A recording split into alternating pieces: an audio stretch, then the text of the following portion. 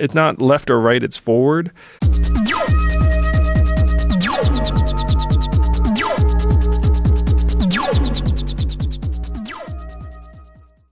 Andrew Yang is a very interesting candidate running for the Democratic Party in the USA's 2020 presidential election.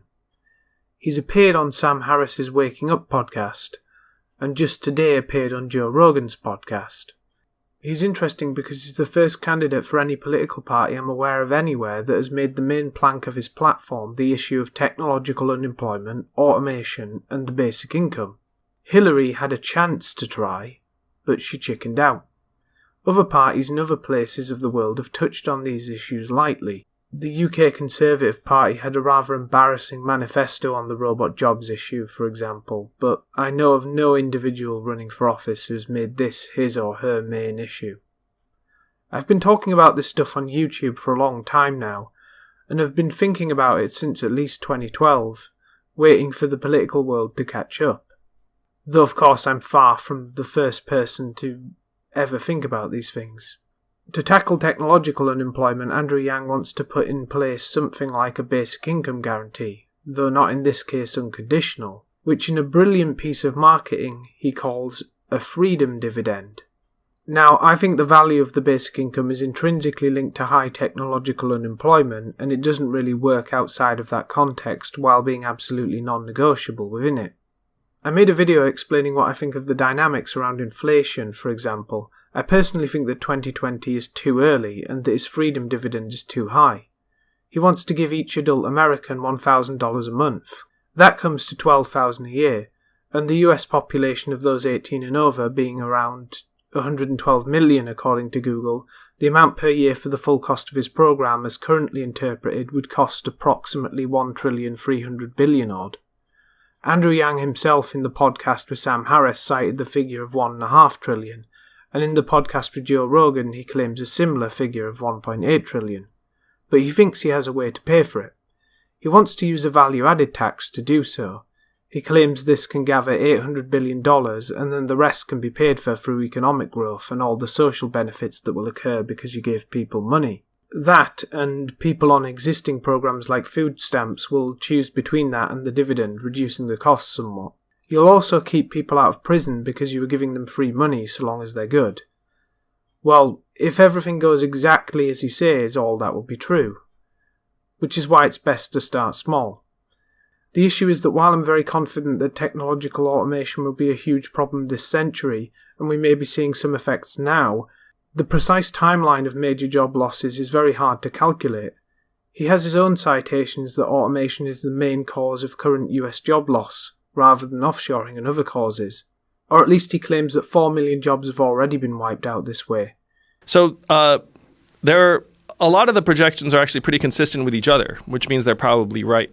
So Bain says you're looking at between 20 and 30% of jobs subject to automation by 2030, which is pretty soon. It's like 11 years from now. McKinsey says about 25%.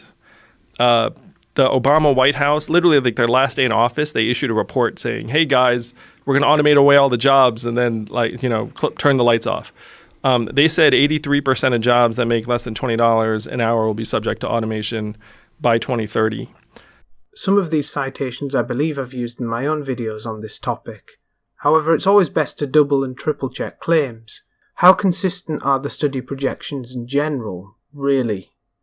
An MIT Technology Review article recently had a go at this question. They compiled a list comparing various studies and how many jobs they claimed would be lost versus gained, and the fact is they're all over the shop. It could be that the methodology of some of these papers are much better than others and we can throw out a lot of the other ones, but as of yet I don't know who to trust, and I've not seen anyone suggesting what the best method of estimating the job loss cost really is.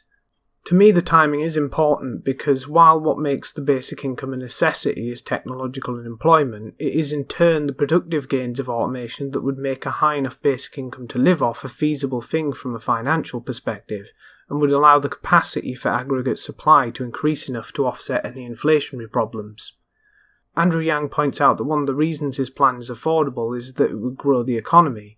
That is, if people get more money, they will spin it back into the economy.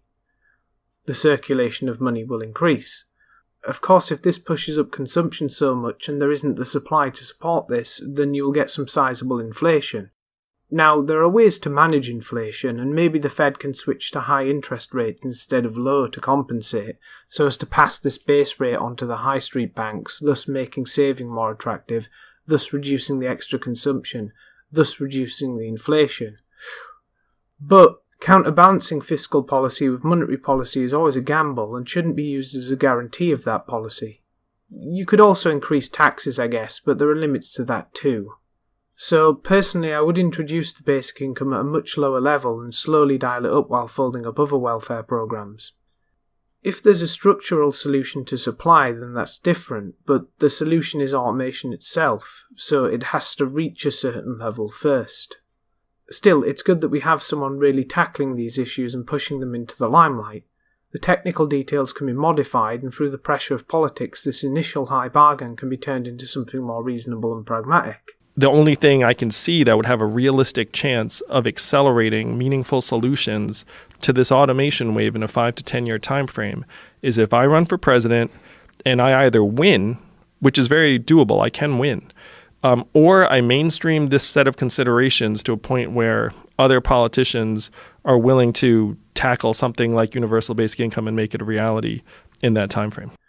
Overall, apart from the basic income, he does seem to be an economic centrist. A video was brought to my attention from his YouTube channel, titled Andrew Yang's Pitch to America, We Must Evolve to a New Form of Capitalism. And notice the wording. He's not trying to rehabilitate socialism to get past the radar like Bernie did. He's specifically talking about evolving capitalism. And this isn't a random example. On his website he reiterates the notion that a basic income guarantee is compatible with capitalism, if a new stage in its development. This is more or less how I would state it. It sounds like he's not someone calling for nationalisations and is in favour of an open market system with a floor provided by a basic income. So I like that he isn't doing a Bernie and trying to rehabilitate the term socialism when it clearly doesn't apply since you are not actually socialising anything. He seems like he understands the importance of market fundamentals, even if he has low fiscal restraint given the policy. He's a Democrat, so there is a fair bit of social justice stuff on his website when you look through his campaign platform on various issues, but that's kind of to be expected. Additionally, I think he's really trying to reconnect America's Democratic Party to the working class over there, and he cares about the plight of truckers who will lose their jobs to automated trucks. Because there's a point at which Democratic Party used to be very, very heavily aligned with working class Americans. Yeah. And there's now some kind of pathology that if the person who's suffering is a white man of a certain background, then the suffering somehow is somehow diminished. Like it doesn't count as much if they're a trucker. So I think in practice he's way more moderate on the intersectional stuff than what's now the Democratic mainstream. Besides, automation is more important. I really hope he grows more and more and becomes a recognisable name, and the main issue he's pushing becomes mainstream in the strongest and greatest country on the planet. So as much signal boosting of Andrew Yang as is possible would be great. Joe Rogan's channel has 4.5 million subscribers on YouTube, so that's already an extra boost now that's taken place. I still remain sceptical about the parameters here, and Republicans will obviously resist it, although the idea is gaining steam across the spectrum, and although many tech capitalists support it.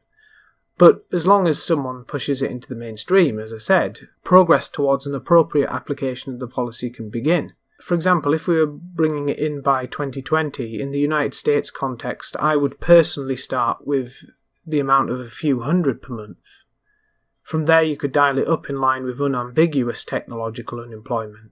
As more automation occurs and you need a larger basic income, you can replace other programs, and the automation itself can increase productivity enough to offset any inflation due to aggregate demand increases.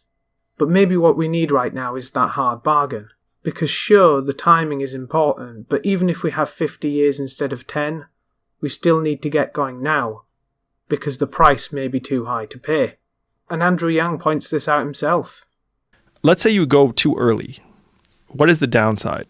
Well, let's see. You alleviate untold pointless human misery, and you have more time to build the institutions and help us adapt. Yes. That's the downside if you go too early. What's the downside if you go too late? The downside if you go too late is literal disintegration and catastrophe, because it's not like society will magically reorder itself. If you're like, okay, guys, we're a little bit late to this, but like now we're going to start, like putting checks into people's hands. Yeah. Like, so the incentives to go early are like pretty much all the incentives. It's like going too late is literally society ending. So if you accept what Elon says, which I agree with, that look, this is inevitable, then there's no point in trying to like time it. Right. You know what I mean? Maybe too much caution in at least proposing a policy can be bad. Perhaps Yang needs to present a high value and needs to present the issue as being critical right this moment, so he gets his foot in the door and the bare minimum is accepted. Therefore, with some minor caveats, I support the guy and I hope he goes as far as he can in the Democratic primaries.